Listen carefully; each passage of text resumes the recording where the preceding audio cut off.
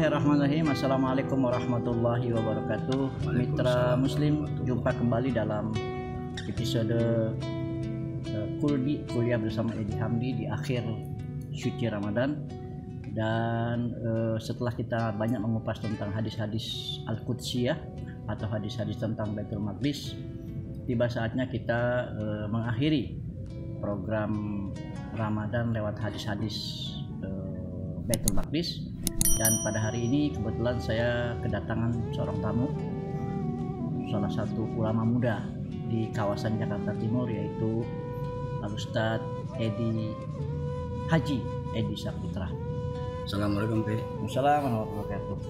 Terima kasih bisa mampir ke gubuk Dodita.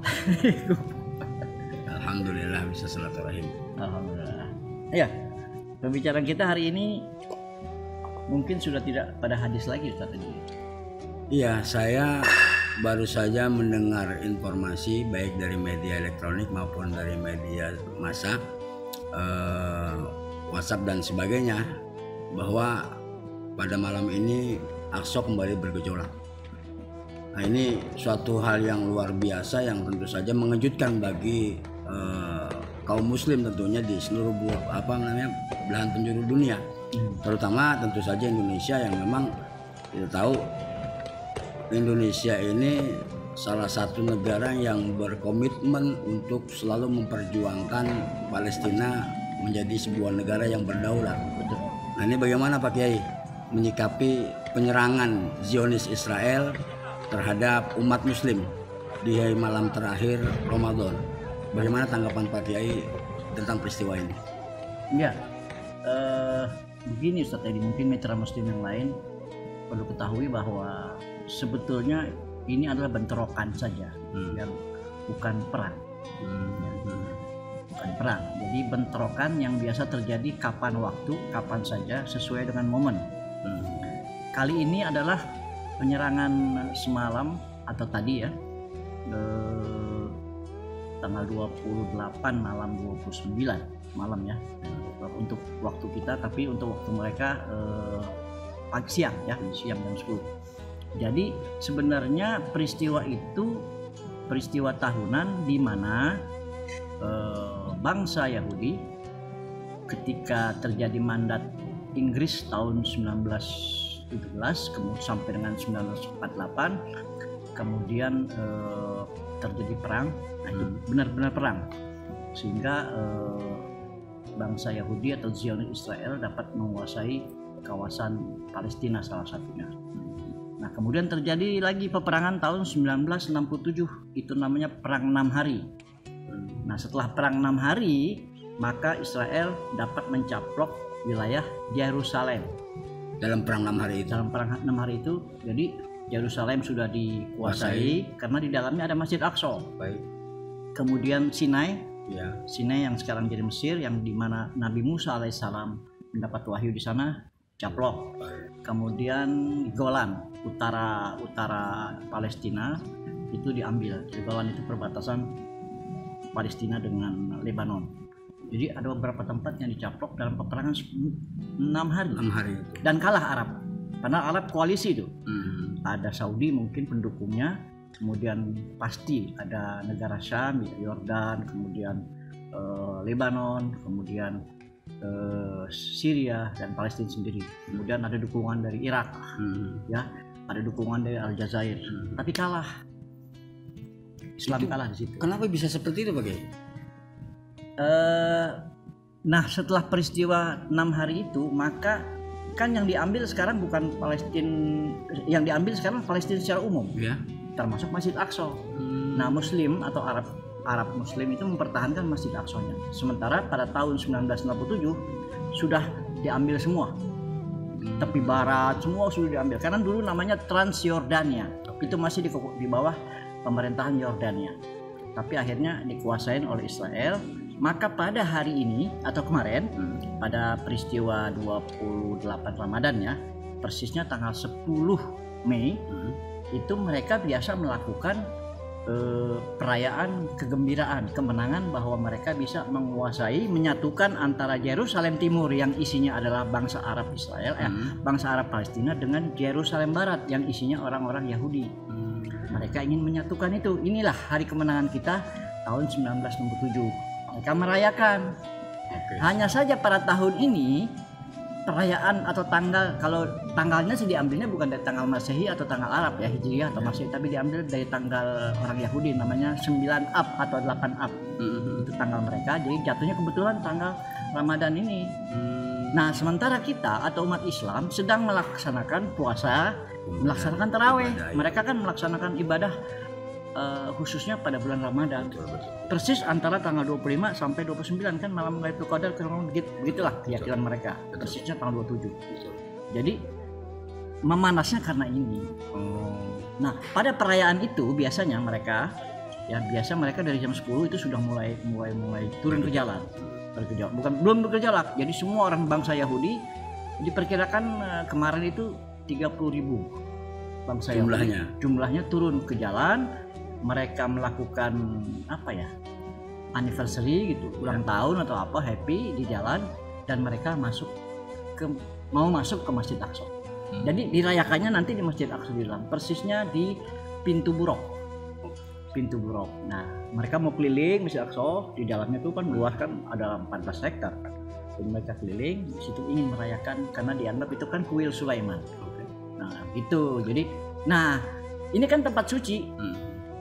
Orang Islam nggak terima dong, karena Masjid Aqsa selama ini tidak bisa dimasukin oleh bangsa-bangsa selain Muslim, orang Yahudi, orang Kristiani, orang bangsa agama lain. Jadi mohon maaf Pak Kiai, jadi sebetulnya mereka sekedar ingin merayakan kemenangan mereka, kemenangan Zionis Yahudi, ya. Nah, kemenangan itu kemudian mereka rayakan di tempat umat Muslim beribadah. Maka kemudian terjadilah perlawanan. Iya, perlawanan, bentrokan gitu. Jadi seperti itu. Sebetulnya peristiwa itu sih nggak lama gitu.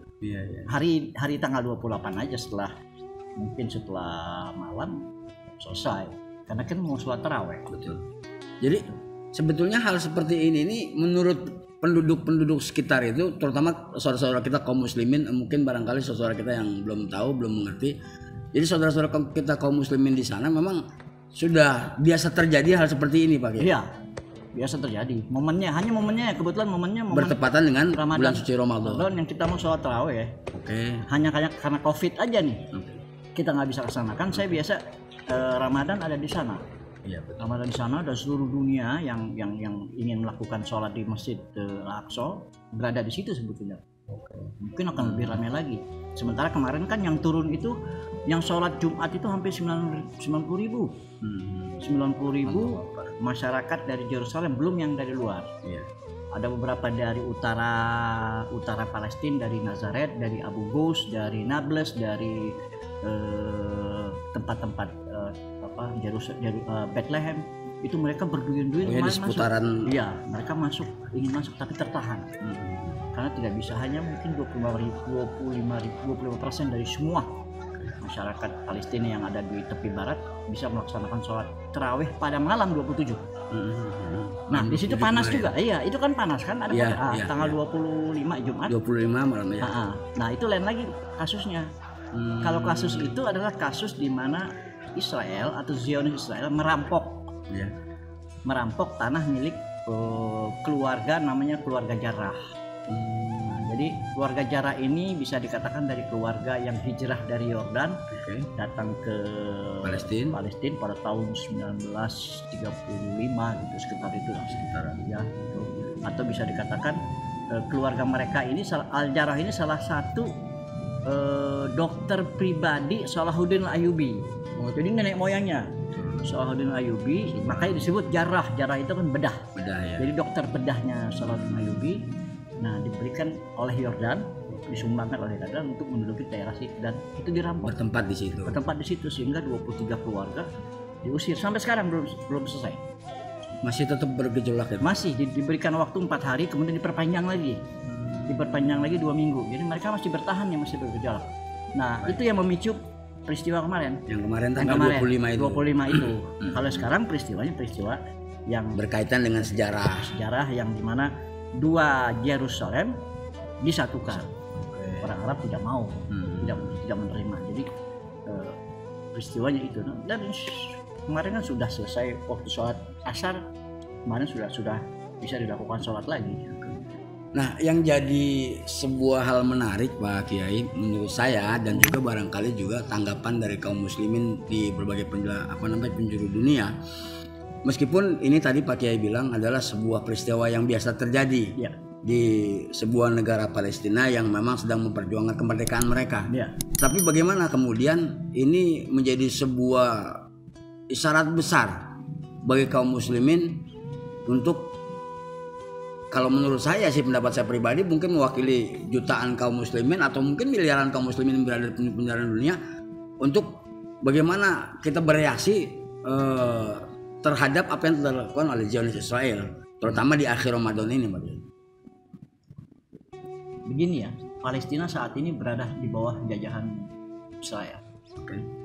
Kita masuk ke Palestina harus melalui jalur Israel, tidak jalur Palestina, karena Palestina kan di bawah Israel. Kita saja kalau mau ke Aqsa harus mengambil visa di Israel. Itu biayanya 200.000 lah untuk visa itu. Untuk bisa kita masuk ke dalam Aqsa itu, wilayah Palestina. Bahkan orang mengatakan tidak sah itu karena duitnya dikasih buat orang Israel. Pertanyaan saya bukan 200.000-nya. Tapi waktu kita datang ke Palestina, kita harus bayar hotel untuk orang Palestina, belanja buat orang Palestina, sedekah buat orang Palestina. Jadi kita bisa menolong mereka lewat beban moral. Kita menciarkan Masjid Aqsa. Yang kedua, kita bisa belanja di toko-toko Palestina. Kalau nggak gitu mati. Ya karena mereka akses masuk ke tempat mereka ditutup oleh Zionis Israel. Maka itulah yang kemudian tadi Pak Kiai bilang, cara membantu saudara-saudara kita di tanah jajahan Israel, ya seperti itu. Iya, karena Ustaz Edi, orang Gaza yang ada di kawasan Palestina juga, dia nggak bisa datang ke Masjidil Aqsa. Nggak bisa masuk, ditahan oleh pihak Israel. Pokoknya kota, katakan orang Bogor, orang Bandung, orang Surabaya, orang Lampung nggak bisa masuk, aksesnya ke DKI, ditahan oleh mereka. Itu kasihan. Jadi ibaratnya begitulah, nggak bisa ke DKI, tidak bisa ke Istiqlal. Al-Aqsa juga begitu. Jadi yang berada di Masjid Aqsa itu adalah penduduk asli yang ada di Yerusalem, kota Yerusalem. Selebihnya tidak pernah bisa masuk. Nggak bisa masuk kecuali ada surat-surat tertentu, kecuali 45 tahun ke atas baru diizinkan. Dan itu prosesnya tidak mudah, Pak. Wah, izinnya itu harus melalui link khusus surat izin. Nah, makanya orang Palestina kan sangat bangga sekali kepada orang Indonesia.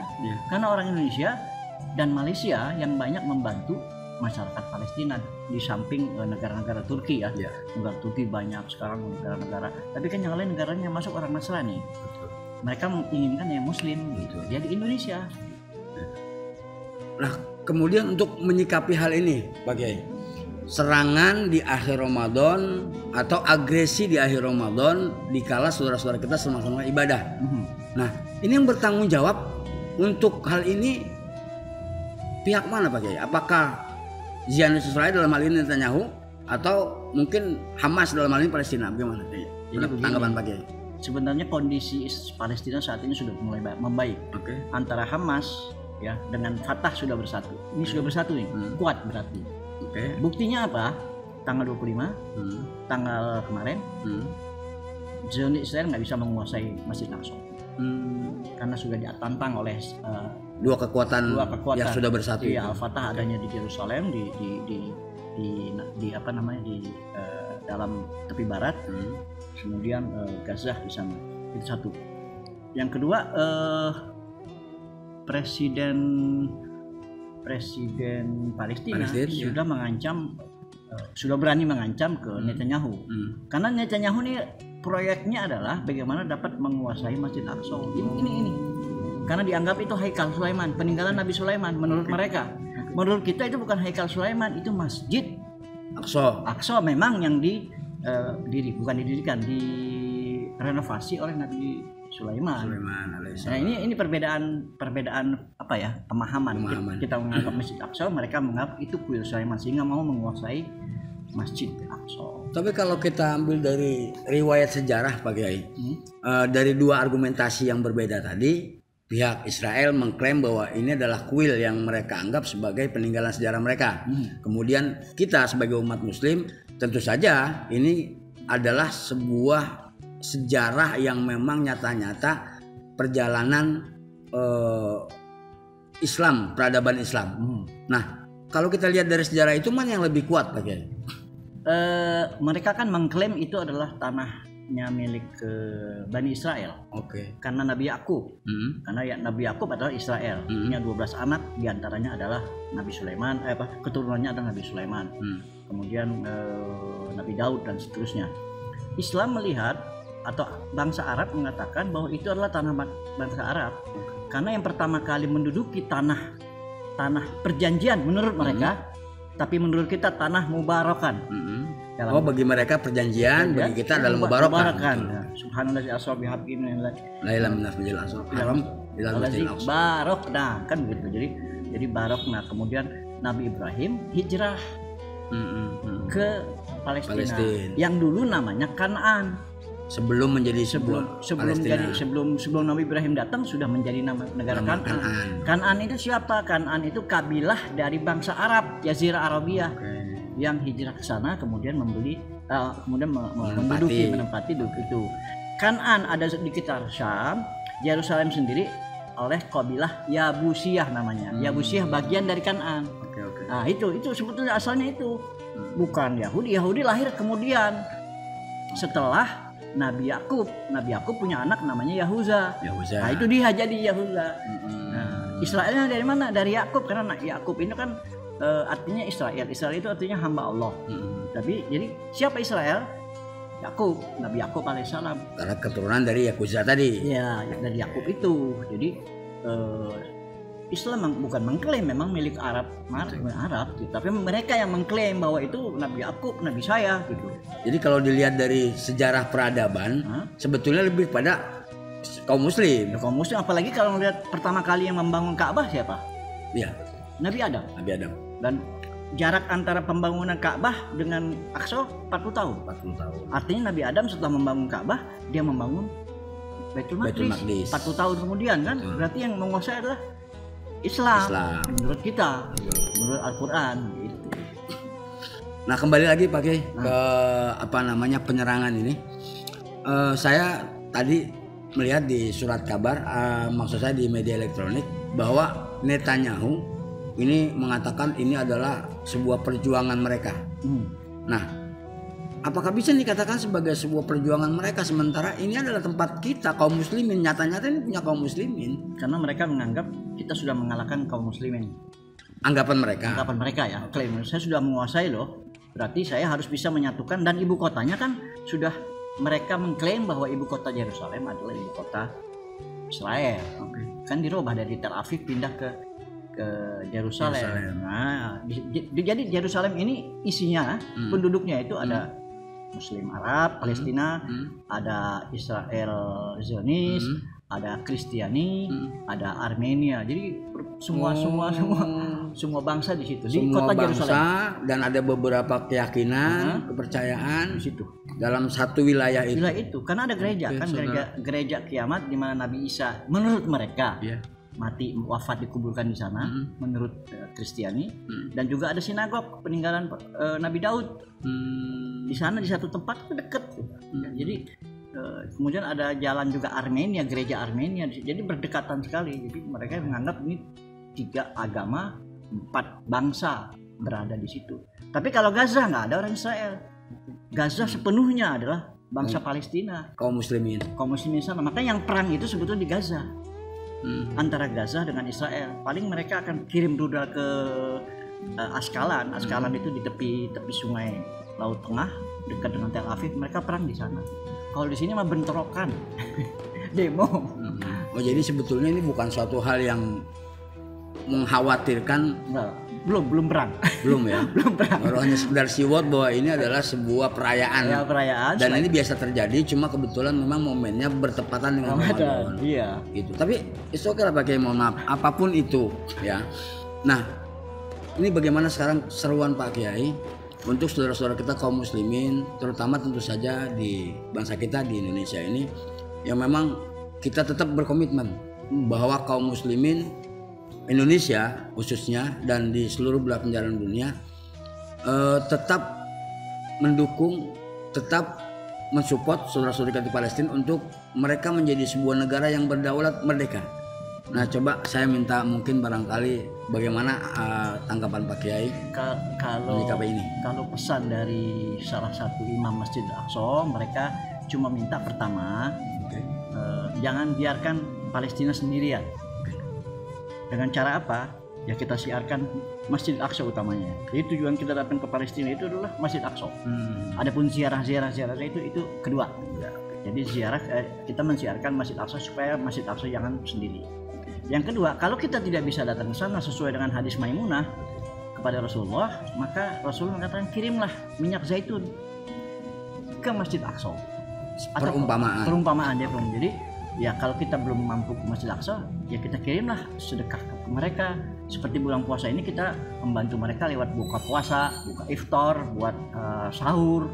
Itu kita bagikan kepada masyarakat Masjid Al-Aqsa. Hanya saja kan karena Covid kita tidak bisa ke sana secara langsung. Paling kita kirim melalui teman-teman yang ke sana. Begitu. Baik. Pak Kiai, untuk membantu saudara-saudara kita, ya paling tidak meringankan beban mereka, ya terutama di bulan Ramadan, bulan yang penuh dengan berkah ini, saya melihat banyak sekali tuh Pak Kiai, mereka saudara-saudara kita yang mengaku mereka aktif di sana, mereka membantu menyalurkan bantuan kita.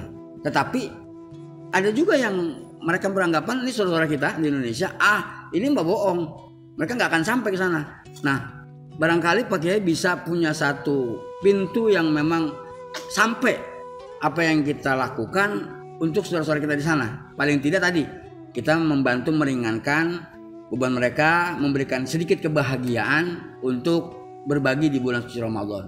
Bagaimana Pak Kiai? Sebenarnya di Indonesia sudah banyak organisasi ya. Yang resmi ya. Betul. Organisasi itu bisa disumbangkan melalui tangan-tangan mereka. Itu bisa dilakukan lah di Indonesia. Tapi tentunya kita jangan sembarang juga menyumbangkan donasi kita harus pada orang-orang yang kompeten lah. Dan saya tidak mengatakan harus jadi Satriani. Hanya memang kita komit. Satriani kan sejak tahun 1995 setelah perdamaian Oslo itu kita sudah sering datang ke Aqsa, dan link kita ya alhamdulillah di Yerusalem, di Bethlehem, di Gaza, di Nablus, di Nazaret, dan beberapa tempat-tempat lain kita sering ziarah ke sana. Jadi berarti kita melalui Satriani kita bisa berbagi ya, tetapi kita tidak mengharuskan. Artinya kita Pak Kiai punya satu link ya melalui Satriani Wisata, karena beliau punya banyak kolega, punya banyak aktivis-aktivis di sana yang memang insya Allah yakin bahwa apa yang kita lakukan, apa yang kita bantu akan sampai ke tangan yang tepat, seperti itu. Kita bukan promosi ya. Saya tidak mengatakan ini promosi, tapi saya tidak harus ke Satriani, ke beberapa organisasi ada. Iya di antaranya Satriani. Ya kita sih tidak terlalu gembar-gembor lah. Tapi ada beberapa yang memang jemaah-jemaah kita yang sering melakukan donasi, terutama di Idul Ramadan ini ya. Kemudian di Idul Adha, korban kita biasa korban di sana. Biasa kita korban di rumah-rumah masyarakat Palestina langsung. Berarti ada momen-momen tertentu yang dilakukan oleh Satriani Wisata. Iya. Terutama Idul Adha. Subhanallah khair. Mudah-mudahan saya bisa berangkat tahun ini kalau Covid sudah reda. Biasa kita motong bergilir, kadang-kadang di Hebron, kadang-kadang di kota Bethlehem, kadang-kadang di Yerusalem, tapi tidak bisa motong di sekitar Masjid Aqsa. Ya.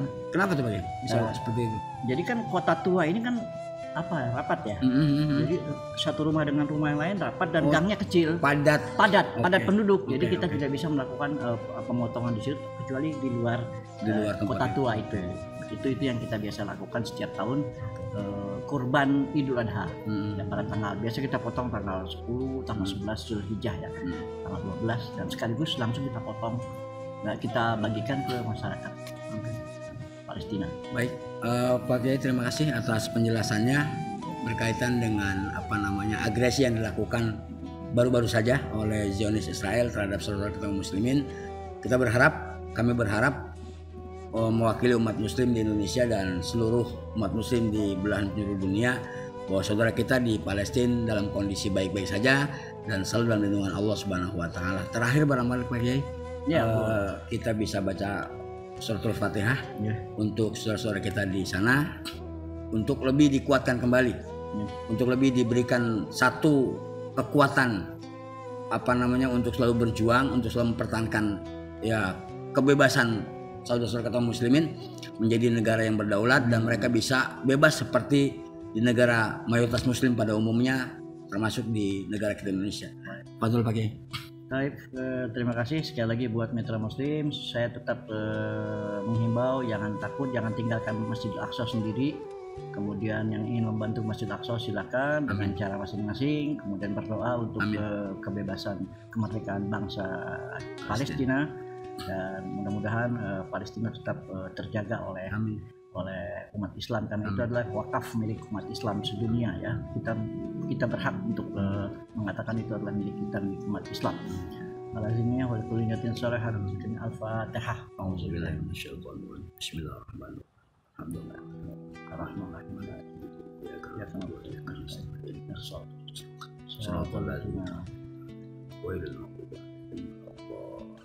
Amin ya Allah Rabbal Alamin.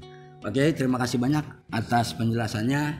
Jadi paling tidak mewakili kaum muslimin yang tidak mengetahui kondisi yang sesungguhnya bisa mendapatkan informasi dari diskusi singkat kita ini. Ya, dan sekarang sudah bisa sholat lagi di Masjidil Aqsa kan. Sudah Alhamdulillah lagi.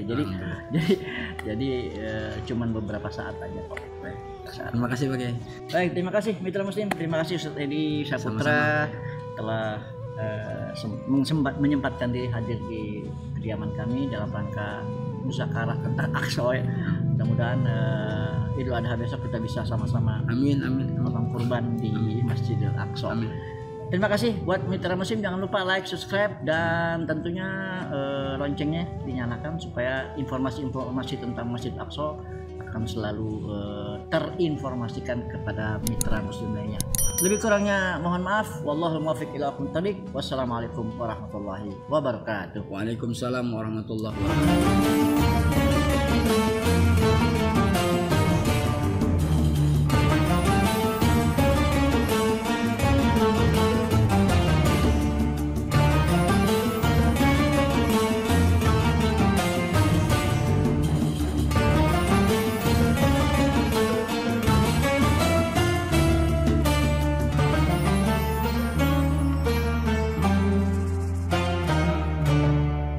Assalamualaikum warahmatullahi wabarakatuh. Buat teman-teman yang pengen tahu soal sejarah Islam, bagaimana sejarah Nabi, latar belakang Nabi, silakan pantengin YouTube-nya Capriani TV. Situ teman-teman akan mendapatkan informasi tentang sejarah Islam dan nabi-nabi dari Ustadz Edi Hamdi. Jangan lupa nonton ya.